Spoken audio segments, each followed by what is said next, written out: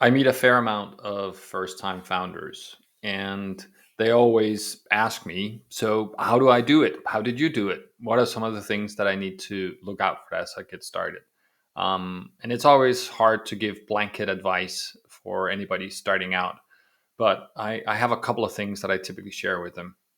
Uh, First things first is prepare for everything not to go as planned, right? So I know you understand that what you're planning on doing may not go as you think it will, but I don't think you fully understand what that means. So just remember every single day, or when you have setbacks, or when things are changing, that this is how it's supposed to be. This is what it actually means to build a company, to have unexpected things happen on a very frequent basis. The second thing I talk about is make sure that five new people know that you exist every single day, 7 days a week. I'm not talking about selling in the beginning necessarily. I'm just talking about making sure you take care of your network, making sure you talk to potential customers, make sure you talk to potential hires. Um, it can be by being public about what you're doing. So, like I do, write a lot on LinkedIn. That's a way to make sure that five new people know you exist every day. It can be phone calls, it can be emails. I think a lot of first time founders make the mistake of going to a bunch of like meetups and networking meetings and stuff.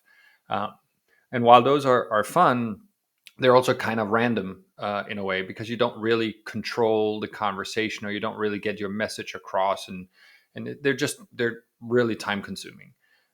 So I always encourage people just to be very public with what they're doing, and thankfully this build in public movement is has now been happening for a while, so that goes along with that trend. So that's number two. uh, Number three is to take care of yourself. And these are obviously not in prioritized order, because then I would have started with taking care of yourself. But what that means is that you need to get enough sleep, you need to get enough food that is good for you, you need to get enough exercise, and you need to have social interactions and do things that have nothing to do with your company, even when you feel like you need to hustle and work all the time. You don't. Actually, you will discover as you get later in your career, I tell them that um, you're more like a gazelle or like a Messi, which is you kind of wait around, and then when the moment is right, then that's when you exert all your energy to deliver the results that you need. I see that in my own work. There are many days where I actually don't do much for a long period of time, and then I have these spurts of doing much more than most people in a few hours. Um, and I think that that goes for many of us. It's a question of understanding when your energy is at its highest and when your delivery can be at the best. And then the last point I talked to them about is you will have conflicts with your co-founder. You will have challenges with your board. You will have challenges with your investors. So you better start getting ready to understand how to deal with those on a personal level, but also sort of tactically speaking. How do you actually deal with a challenge or a conflict with your co-founder, or with an employee, or with an investor, or with the board? What happens in that situation? How do you prepare yourself, tactically speaking, in terms of writing things down that you want to make sure you present in a certain way, or having a process for mediation and meetings with them?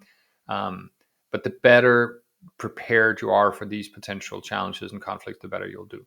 So those are the four things that I talk to first time founders about, to set them up for success. And then of course there's a million other things you need to do, but I thought those were relevant to share to those in the audience who are first time founders who are considering to become a founder of a company.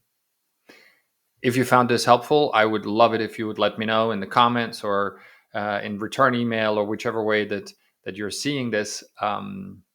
And of course, as always, suggest other topics or other things that I can talk about that would be helpful to you and hopefully to many others.